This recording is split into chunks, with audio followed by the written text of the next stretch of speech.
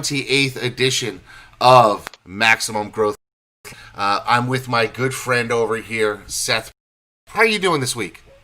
It's a continued roller coaster. There are moments we got it all figured out. We see some loosening of restrictions. We see some more business coming back, but there's certainly not growing pains or shrinkage and now growing. It's that same roller coaster that's taking its toll on our staff. Yeah, that's one of the interesting things that I think we're dealing with at our office is that, over the last 10 weeks or had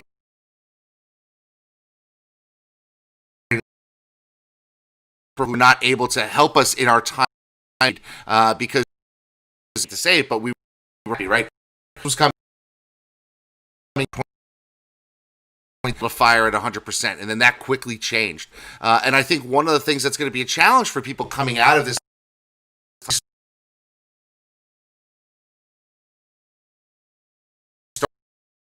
regular lives, whatever that is that you're going to have if you've changed processes to any extent, if you've lost staff, how quickly do you staff back up to 100%? Do you have to go to 110% of what you were before, given the incredible backlog? So it's really sort of interesting to see how things are going to be changed. Are you doing anything?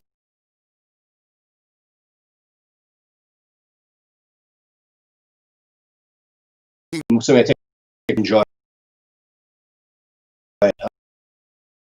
people. We end back up, and what's scary is we're not there. Look, and trust. They are doing awesome. For us, it's a smaller component of our practice. But given, like you and I both have criminal, that is one of those bellwethers that it's better. It's not, we're getting cases, and there are days that look okay, inconveniently not where we were. With that, I put some new management, sort of use this time to sort of have a changing of the guard as far as management, which always comes with, issues. Why did this person get picked and not somebody else? We generally try to promote from, but it's a challenge now because I feel like we're squeeze more juice out of those oranges with only so much in them. I need to sort of transition back to the world. Okay, we're not going to squeeze quite as hard. If there's really nothing there, let it go. If there's a no dollar, service criminal case, it needs to be at some to turn our attention back to widgets, not ignoring the lower dollar widgets or the sort of defective or outside the box widgets, but focusing really are going to be the building blocks that get us where we were at. Yeah, it's interesting that you talk about that because, we talk about the widget, product that we sell that we could package and sell at scale because, I think one of the biggest challenges, if we look back 8-9 weeks ago, a lot of lawyers who were in our with a dramatic, we went from, 100% revenue down to 5% revenue overnight, and it's consistently stayed that way. And so there's a natural inclination, okay, to find E. And so you see law firms on other bandwagon, and I think that's problematic because once you get into having a higher volume of cases, it's a unit that you didn't really have the systems for growth-wise. Now all of a sudden you've got higher in your prior practice, but now compared, all of a sudden, if you're doing a family law or a trust and estates practice that you never were, all of a sudden now, how do you deal with that? Like, it's overwhelming and really sort of just in a lot of stuff and monetizing those leads versus going back and monetizing the stuff that you're comfortable with. It's going to be a challenge for a lot of law firms, I think. And it's interesting today because our guest is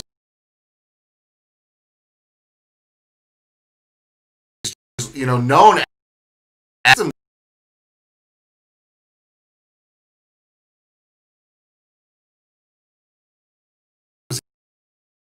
John, I just had two thoughts that you sort of brought up. So let's divide this into two. The one is other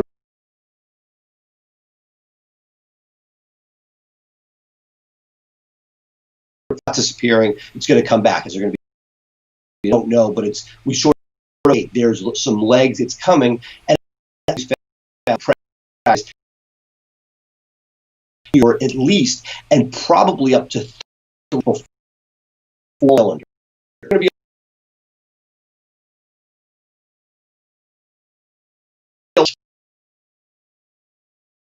Is that people did that bandwidth? That's right now where what I assume is the future. When we speak, we've had talk to people and they say, hey, we can't rely on past data. So what I think what's most scary is, and I think this is the irony of where PPP is going to be most helpful for a lot of people, including myself, is what it's going to allow me to do is we got through this period. We eliminated the majority of layoffs, et cetera. We got ourselves back, but allowing ourselves to take a chance and to have the opportunity to be successful rather than bootstrapping ourselves and saying, you know what, we're not going to bring the intake people because you don't have intake money. To me, that's one of those things I love to spend money on. Well, the more you get calls answered, the less tracks, the more follow-up, so that if people are able to leverage this gift that we got and spread that out over a number of months to, solidify what otherwise would, which really isn't that much risk taking because assuming that you spent it, have that extra bandwidth and that extra savings to do it, to me, really approach the savings that you had because of PPP. It allows you to really make educated choices. I know for me, my PPP money up front went to adding marketing staff. So we had, other content writers. We had a web designer join our team and that type of thing. And that leads us to a good question.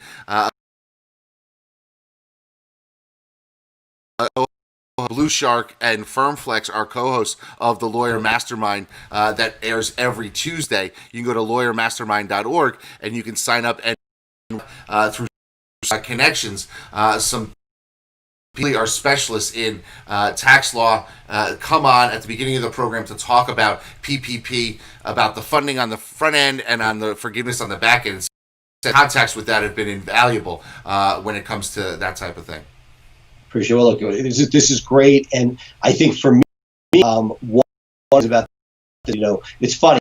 I've always been on that, and historically have sort of not ignored social, but that's always been this second piece that we don't really. It's not our primary focus. You've done a great job with Firmflex of showing, and I think that this pandemic time when everybody's been home, there's been no better time to social. And I'm curious, just like people had their side projects where they opened another practice area, I'm hoping that the things that we have done with social, whether through webinars, advertising, through that, as life, how many of those things we leveraged during the pandemic we continue to do, and how many were sort of the things we did to get through the pandemic. Yeah, I know. I mean, additionally, there's always going to be people who jump on the the fad of social media when they're sitting at home and they have nothing else going on. But Justin McShane, who I know and I know as well, he was kind of like you, right? Social for so I introduced and conferences, for the guy who's the most well-networked guy in the room, you're always anti-social when it comes to social media. But social to the forefront, like yourself, it's a very, very short list that weren't trying to take advantage of others, because doing it genuinely organic.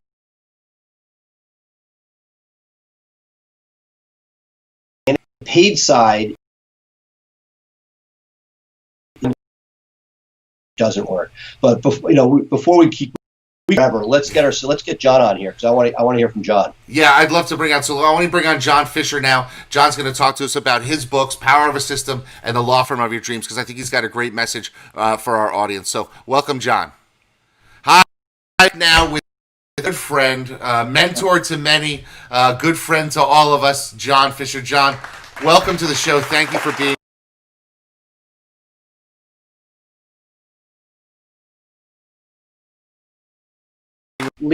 Advisors and leaders such as you and Seth. I'm privileged to be here. So,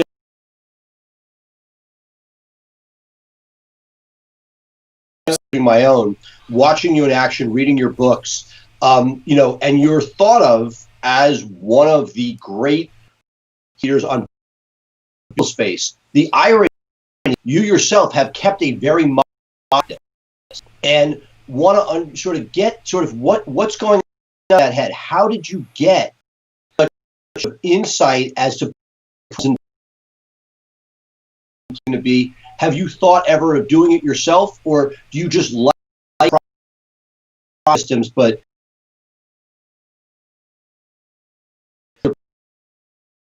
with a big firm, a nationally prominent catastrophic injury firm, my dream job. I never wanted that position. Had a lot of things, but I would say I was fearless, and I would go into any case. My first trial was a complex brain injury case of a little baby. I had no idea what I was doing, but the senior trial attorney basically stopped trying cases, and he said, "You handle it." And I handled it from beginning to end, and I got done with that experience. I thought, that wasn't that hard. I can do this. You were built.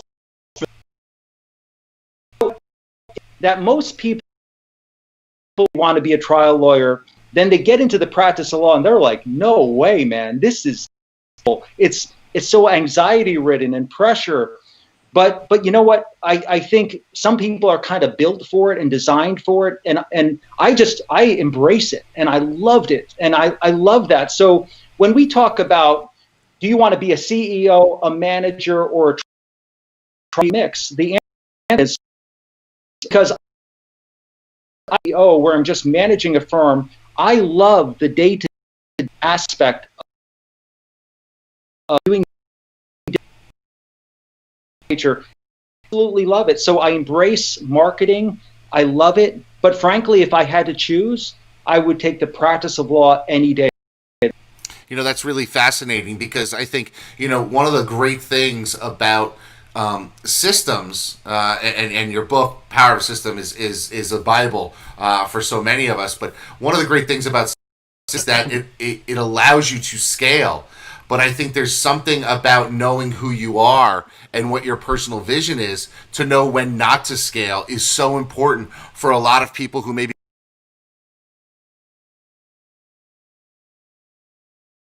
law as you start to up. I think that if you love an advocate for your clients, you're going to, as your law firm grows, and I think your conscious decisions to stay on the smaller side really serve the ends of what we're all doing this for, is to have a fine career. And I think that's awesome that you're able to do that.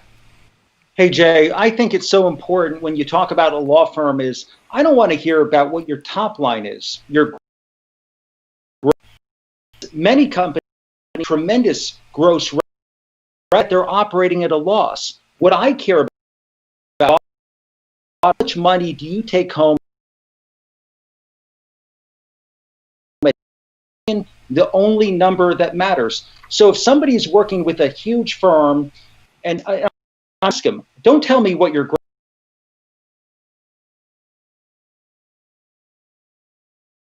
with a law firm. I have one lawyer in my firm who just does probate work. I have a case manager, paralegal.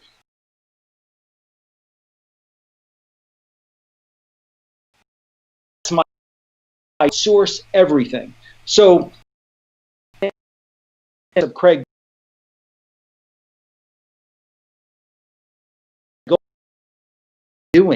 create a silo for it. So, for example, my law firm, we sucked at doing probate work. I don't know how to do it, and I don't like it. The only set is about 30 or 40 years of doing probate work. At it. Lien resolution. I can't stand and I'm not in resolution in Buffalo. They handle all of that.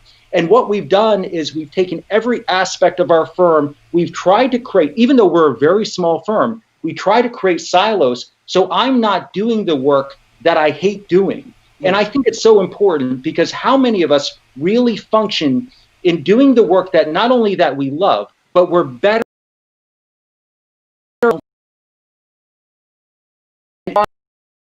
than anyone else in the world. I can tell you one thing that I do really well, maybe not better than everyone, but really well, and that is I have practice complex personal injury litigation. You could take a case in Connecticut, Maryland, Virginia, and say every lawyer declined this. Look at it, dive into it, because if the damages are there, we can make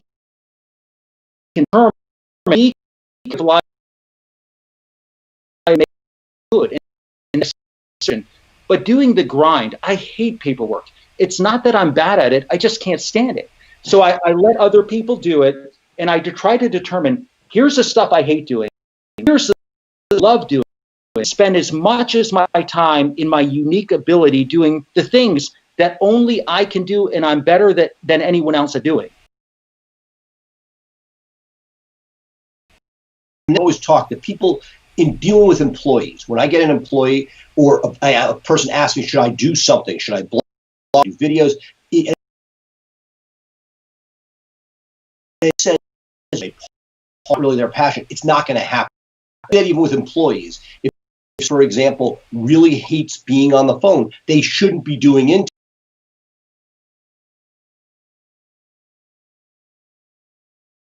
I love this part of it. I'm really, really good at dissecting these cases because, in med mal and catastrophic real estate, when you lease the bar, you're making your money when you figure out which case to take or not. And you include them. I don't like these. I'm going to outsource them, and I feel like is such a takeaway for people that we need to even remind ourselves, because if we're not passionate about it, you could do it, but it's not going to work well long term, and that you've been doing this for a long time now. And the idea that you've created systems for the things that you don't want to do, other people, and giving yourself the bandwidth and the resource to do it's just challenge anyone to do things that you hate doing. Write them on a piece of paper, 1 through 5. What are the things that when you do absolutely killer day, you're in love with that day? For me, work is fun. I enjoy going to work. I love what I do. I'll never retire, because when I'm in that zone called your unique ability that you love, you're better than anyone else. That's when we thrive, and that's when we're passionate about our work. And when we spend our time in our unique, that's when we're proud to be a lawyer and we're serving our clients better. So there's so many positives, but I would talk to anyone about taking what you hate, delegating it out.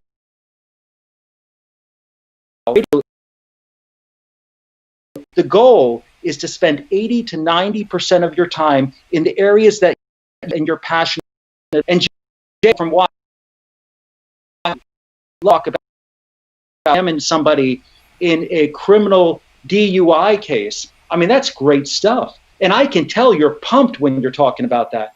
And so I sense from you that you're a bit like me in that respect. You love to be in a courtroom, and that's a wonderful thing. But embracing what you love to do is the key to not only success, but to being happy. Yeah, I agree with you. I agree with you on that. Really, too many lawyers think are, for lack of a better word, they're focusing on the stuff that they don't find joy in. It's like the Marie approach to being a lawyer. Find the things that spark joy and run full speed to those things, and then find a team, outsource, bring in either partners or subordinates who can handle the stuff that you don't love to do. I personally, you're right. I cross-examination of a police officer. I like giving closing the day kind of I could leave that to everybody else, and so I've built a firm around that. That when that trial happens, it's mine, and in the meantime, other people can handle stuff. And I think that sort of dovetails. And I want to ask you this, John. Talk a little bit about your forthcoming book, "The Law Firm of Your Dreams," because I think it's an important message for people to understand. Tell us about this book that you're about. When I write one thing, I think the same way on this. When people say you've got to write a book, I say no. You do not need to write a book, and the reason is not everyone has it in them to write a book. But for me, if I sit down for the next 2 or 3 hours and I'm writing a chapter of a book, that's what I've done. Other people, that's 2 hours. And it won't happen. And so the reality, I get pumped and I'm excited and I love to write. If you ask me, when I was 7 years old, what was I doing? Well, I was playing sports and I was writing sports magazines, because I've got writing in my blood. I love it.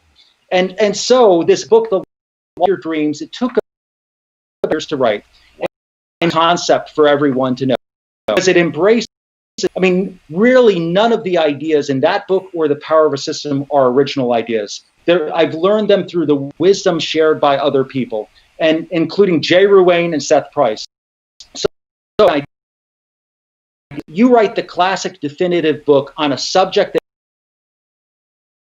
you make it a hardcover book, and you don't try to profit from the book. You give it away to the world, because when you do that, they will come back to you tenfold. So my goal is to get that book in every law school in New York. I want every lawyer and judge to have it on the bench. Judge, and she came back from judges school once in White Plains and said, "Do you realize that they reference your book in judges school?" I'm like, "No, I didn't know that. That's cool." And I've had other attorneys come up to me who embrace me. I was in an African came up to me sheepishly and said, "Hey, is it all right if I say hi?" And I said, "Yeah," but I thought she mistook me for someone else. And her husband said, "I told my wife that if she didn't say hi to you, she'd regret it for the rest of her life." Okay, how do she read my book? And it's an I love what you did in distilling that, because Tiger Tactics, it's raw. I mean, we don't want the BS.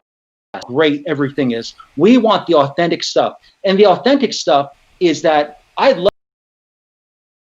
wildly and on a beach. But the reality is, the struggle is a challenge in marketing and managing a firm. And Seth, it was so humbling to me to be and talk on the hot seat about all the deficiencies that I hiring is really going well for years. I just focus or dedicate enough time in hiring, and I really sucked at it. But I want everyone watching don't love it. And when you love it, then it's one of those things that you're sort of identifying the Achilles heel, where you bring your wife or you hire an HR. You're not going to focus on it. If you're like, yeah, that resume, sort of proving your point, which is that wasn't a passion. You weren't focused on it, and that's what ends up causing problems. You know, and it was one problem after saying they were working when it's all on me, because I didn't do my homework. I didn't the time this right, and so for everyone watching this, I screw time. I struggle all the time. When our bookkeeper, when I started my firm, she said, in most firms take 5 years to become established. And she was totally right. It took 5 years. There's still challenges that come every day. We're all in this, but the law firm of your dreams is 512 pages. It's got everything nuts to bolts that I use for policies and systems, and a lot of it I've incorporated into Fisher.com. There was one takeaway anyone talking about. Your version of Fisherpedia where you're on system policies and procedures that can be revised on the fly. So, Jay, to give you an example, every day we have a new paralegal. Every day I do a Zoom video or a specific topic, how to draft a discovery complaint, videotape it, and put it onto Fisher legals to watch everything that we do. Doing training over work in had in the last 3 years is this online system of policies and procedures, and I am so grateful for that because I think through light science is best in the business. I think that others that are advanced, we're adding policies every single day, and I'm getting fewer questions from the staff because they've got all the training. What the benefits are, it's all right there. If we want to do a hiring letter, it's right there. A writing letter, a termination letter, you name it. We're not recreating every time. All the yeah, John, while we've been out of the office for 10 weeks now, added another 50 stations, and it's been really great for us to have systems because going forward, we now have a system. And this is how you shut things down. So we're going to be prepared. 50 years from now, while this firm is still going, they're going to have that resource to turn to, and I think that's awesome. It's all about finding what you love in your practice and really going for it and embracing it. And you, John, and really sort of being standard for lawyers, even what you call a solo level. You're a true, who runs his, and you've got systems in place to do it, and it's amazing to see your success. But it's unexpected, knowing how much attention you put into your case. It was nice work to tell you. When I took the hot seat in Hawaii, I sort of laid out all the problems that I have with hiring.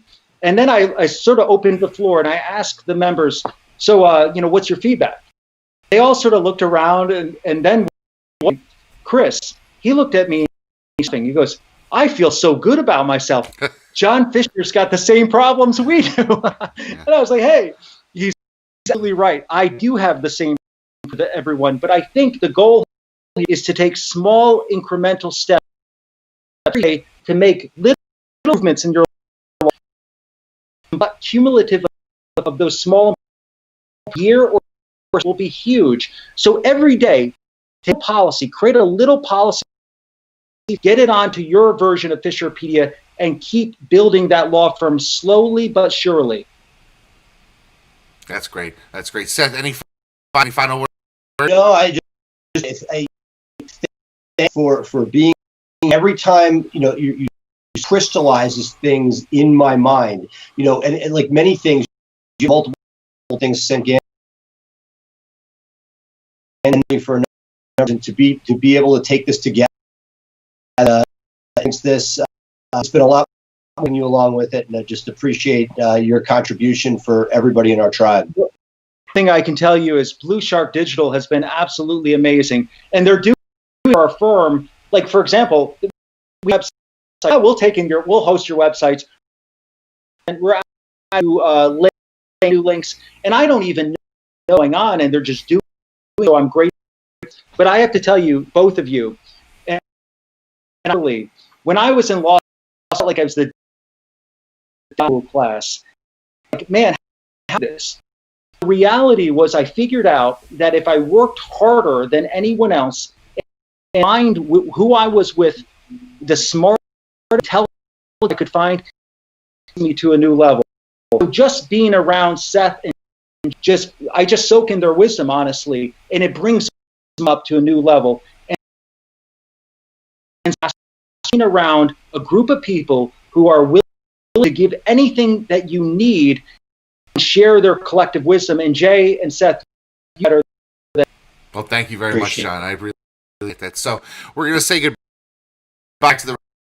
Thank you so much for having time with John. pray set up to be a successful. Thank you so much, John. Absolutely, my pleasure. Anytime, guys. Have a great day. Bye. Hey, and it's our good friend Nalini. How are you doing today? It's going great. We're so happy to have you with us again this week, Nalini from Blue Shark. I wonder if the Blue Shark now is your official name, because every time I introduce it's Nalini from Blue Shark Prasad. So tell us what week in of customization and digital. Yeah, was that from that local? How much is going on in the local free that things have stabilized. So if you're seeing something moving that checked out for now, most of it is normal. I want to talk a little bit about that, and then kind of where are we going now that we're some off Google My Business. Yes. So look, so what Nalini's talking about, Jay, there's been this whole the algorithms. The most part, at least for clients, it's probably been north.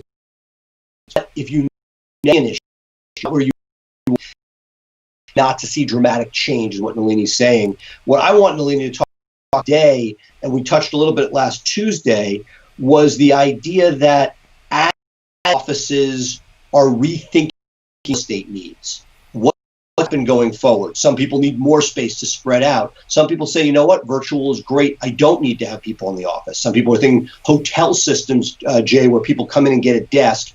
Nalini, there are certain obstacles that if people are thinking about from a brick and mortar to virtual, that they should be thinking about, or things they need to think about any time they make a move. So I know you've put together some collateral material on that.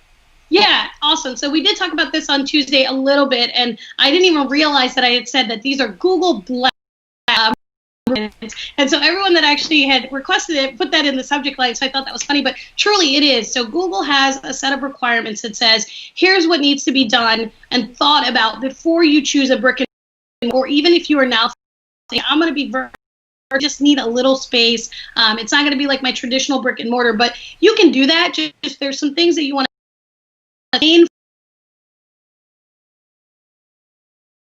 there's some other things that we've seen be a little shady, or some things that Google have called out as attention or red flags. So have this one pager that if you're interested in, I will, share a link.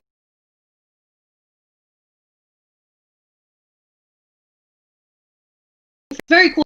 What should you have in that, in case of suspension file? There's certain items that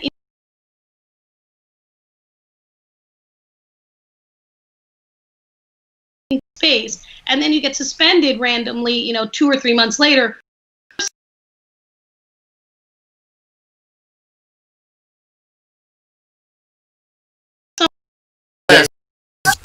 Because I'm still trying to get restored.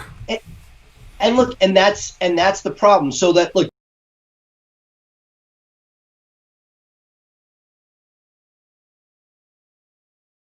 called me and said, "Hey, why did my appear?" When you Google the address and you look, right, Google knows that's a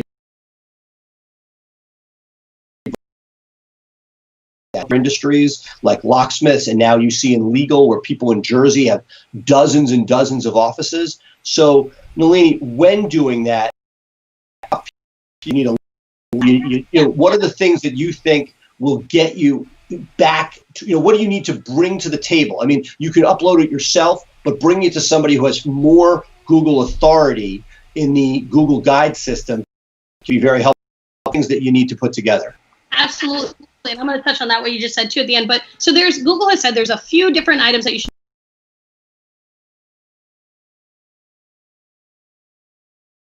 The consumer sees it from the road, but also has some sort of signage, has your brand name. The inside, you will want to either take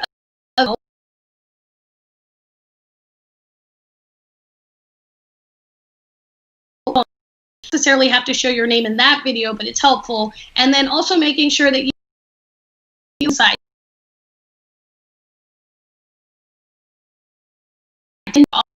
that has your name, or it could be a directory in your building that has your name on it in the lobby. And Jay, I know these are things you're like, yep, these were on Google. I'm ready.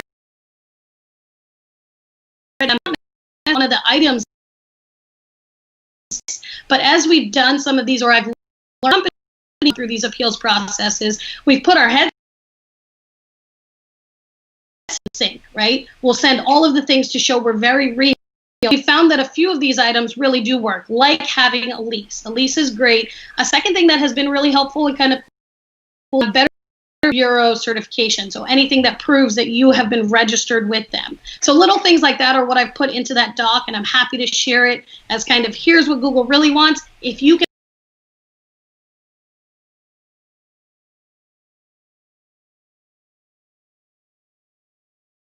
a lot of businesses have to file for a trade name lawyer.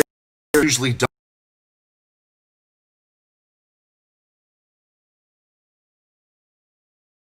Business license is something else that's on there, so that's kind of similar to that. Yep, all of those things are very, very good. Struggle, Jay, because look, we names, but this is part of sort of the install or the rub.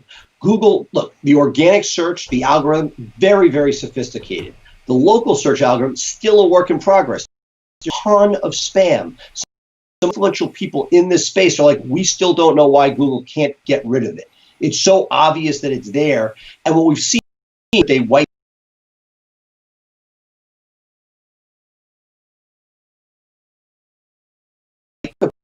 is spam in a name. When DUI, when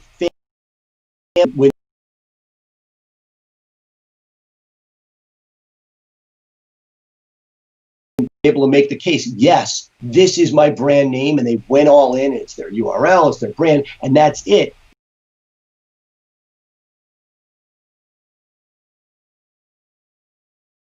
Name as less likely to work, but right until Google fixes it.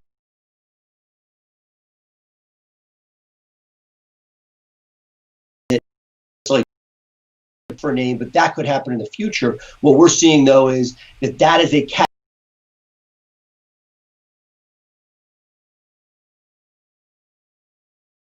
name. The state, the better. Absolutely. And so the other last thing I want to say,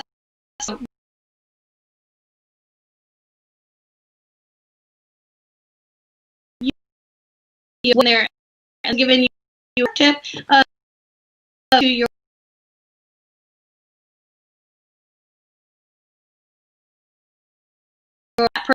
person, a lot harder to get through to Google as opposed to if you used your company or you use someone that you know that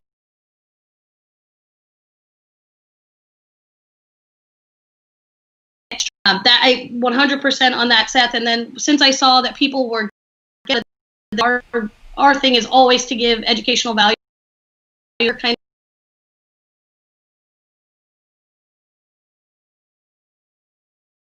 of do it, shoot that to me. But something else, like as an example, is we thought about how to spam fight. So in my 3-pack. And so there's a lot more behind that, but a simplified version of that, thinking about things like that is what I'm going to try to put. Well, by next week, let's make sure we're talking about that. That basically stuff the 3-pack, and there's no pack, meaning no with spam nonsense up there.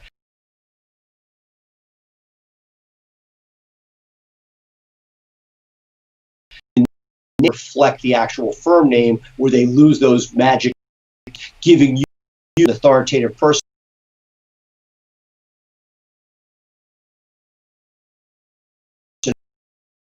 Nalini, thank you so much for being with us, and we look forward to talking to you next week. Yep, sounds good.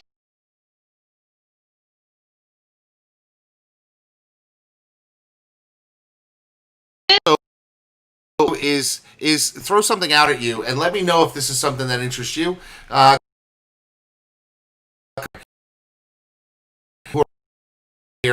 what I would love to do is find a member of our audience who may be a solo or maybe a new practice starting out.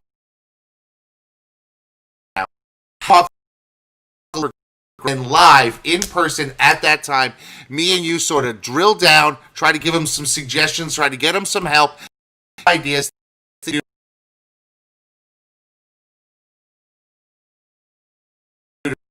Know me. love helping someone figure out. I know that advice that we give is often easier to give than to take. We both struggle, as John was referring to, with some maybe on a smaller. Obstacles are the same. We've probably been through it. So I think that'd be a great idea that we bring people on from time to time and sort of work through their issues and try to help them figure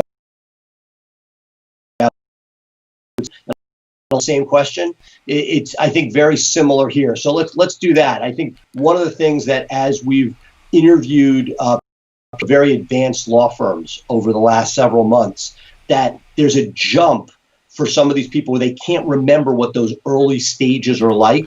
And I would love to bring some people on and work through those because it may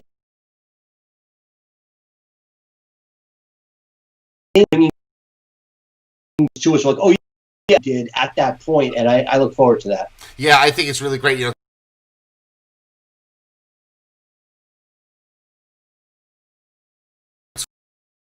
Yes, they had spoken to you as well. I'm getting the same information from both Seth and James.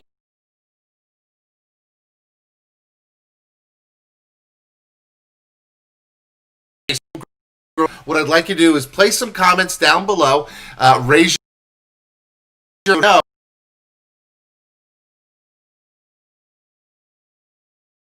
A guest on the show, talk to you a little bit about your practice, talk a little bit about your growth, and really see if we can amplify it, put all of our brains together, and really to the next level. So with that, we're going to leave it today. I'm Jay Ruane of Firm Flex. That over there, Seth Price of Blue Shark Digital.